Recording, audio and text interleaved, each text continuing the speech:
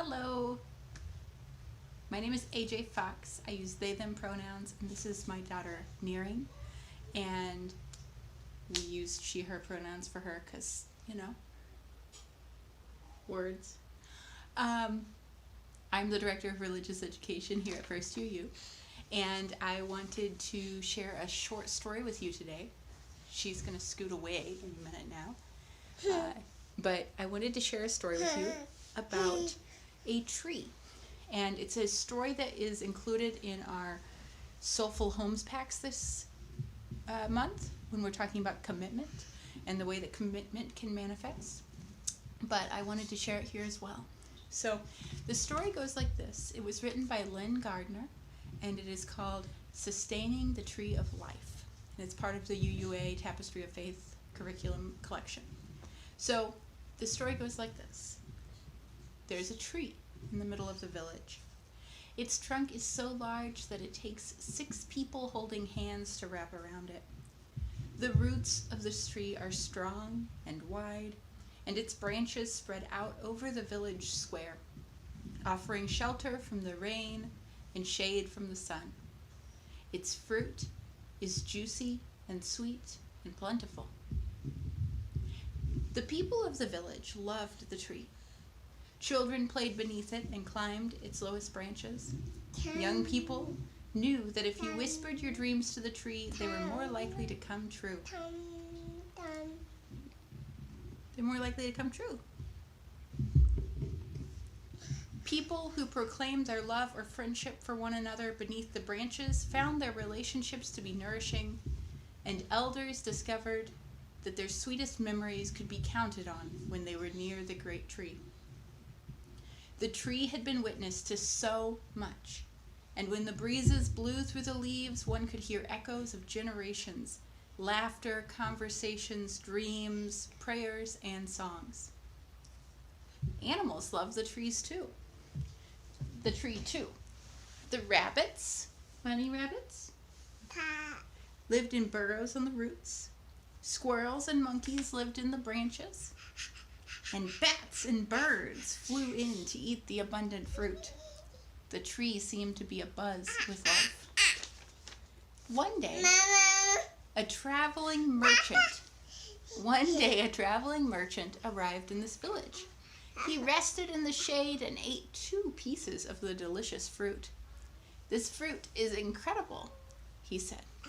"I would like to have some to sell at the next villages I visit. Who owns this tree?" Hat. "Who owns this tree?"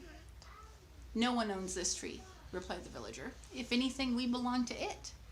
"Well then, if no one owns the tree, then no one will mind if I pick all the fruit," said the merchant, and began to fill a basket. "I mind," said the villager, "and today I am the keeper of the tree." "What do you mean, the keeper of the tree?" "We each take turns being with this tree. We could never own it. We are here as protectors, as sustainers." "That's ridiculous," said the merchant. "The tree doesn't need you. You could just take what you need and take what you want, and the tree will continue." But the villager couldn't be persuaded. "Sir, this tree isn't like that. We don't come here to take from it, even though we receive much. We are keepers of this tree because this is where we are nourished. This is where some of our most precious memories are and where our people have dreamed. This is where we remember who we want to become." "Well," said the merchant, "you must think this tree is very special, but it still doesn't need you to sit with it. That is preposterous."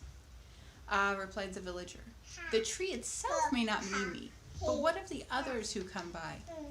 Just this morning, I sat with a woman whose heart was heavy with worry. Had I not been here, she would have had to carry that weight alone." Come here, monkey. "Ugh, she would have had to carry that weight alone. And this afternoon, a tired couple came by and they rested with me. They said they had been looking for a place like this, and then an elder came by and we watched birds in the branches together. And now you are here.